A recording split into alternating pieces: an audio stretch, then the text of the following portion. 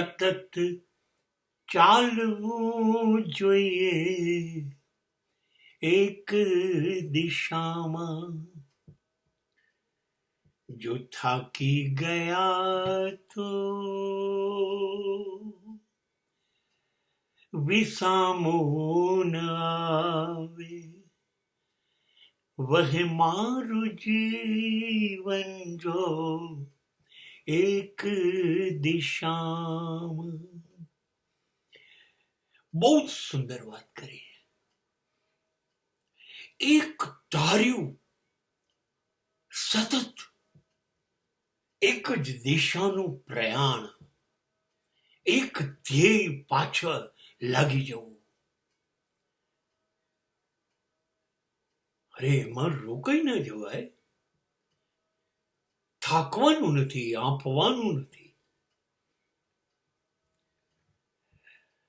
થાક લાગે તો બે ઘડી રોકાઈ જઈએ, થોડા શ્વાસને વ્યવસ્થિત કરી લઈએ.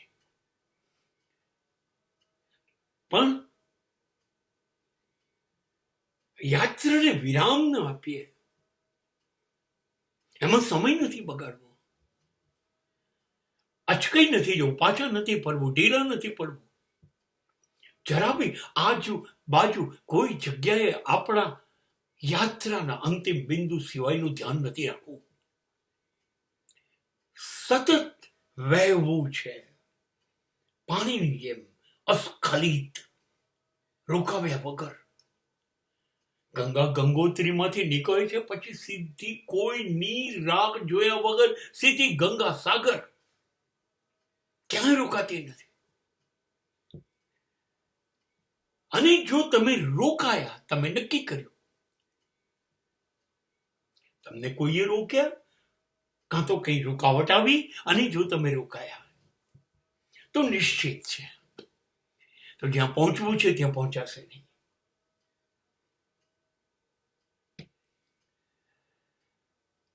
પ્રવાસનો આનંદ લેવાનો છે, પહોંચવાનો નહીં. પહોંચીને શું કરીશ? ઘણી વખતે પહોંચ્યા પછી શું એ બહુ તકલીફ આપે છે. પહોંચ્યા પછી શું, મેળવ્યા પછી શું, મળી ગયું, હવે શું, vote next?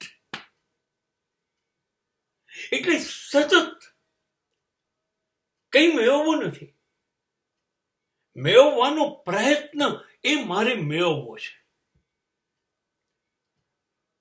Never stop, never stop your trying,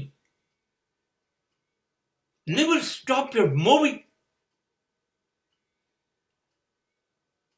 ગતિસ્ત્વમ ગતિસ્ત્વમ. ગતિ એ જીવન છે. જીવનની ગતિ રોકી દઈશું, ધીમી કરી દઈશું તો કુંઠિત થઈ જઈશું, સંકોચાઈ જઈશું. જો ને નદી કેવી પવિત્ર લાગે છે, તાજી. કેમ? સતત વહ્યા કરે છે. અને ખાબોચિયાનું સરોવર કેમ સુકાઈ જાય છે, ગંધાઈ જાય છે? કેમ કે બંધાઈ ગયા એક કિનારામાં, એનું વહેવાનું રોકાઈ ગયું, એની ગતિ રોકાઈ ગઈ. જીવનનું પણ એવું છે. આપણે જીવનને બાંધી દઈએ છીએ. બસ નોકરી મળી ગઈ, બિઝનેસ મળી ગયો, ઘર મળી ગયું, ગાડી મળી ગયું, પૈસા મળી ગઈ, પત્ની મળી ગઈ, બાળકો મળી ગયા, બસ બંધાઈ ગયા. અને પછી આ બધામાંથી કંટાળો ઉભો થાય છે. અને જીવન પછી નિરાશાવાળું બની જાય છે. જીવનમાંથી ગતિ ગાયબ થઈ જાય છે. એક સરખું જળ બની જાય છે. એટલે જીવનને સતત નવું કંઈક આપ્યા કરો, નવી દિશા આપ્યા કરો, એને નવું મિશન આપ્યા કરો અને વહ્યા કરો. સતત મારું જીવન વહે જો એક દિશામાં. થાકી ગયા તો વિસામો ન આવે.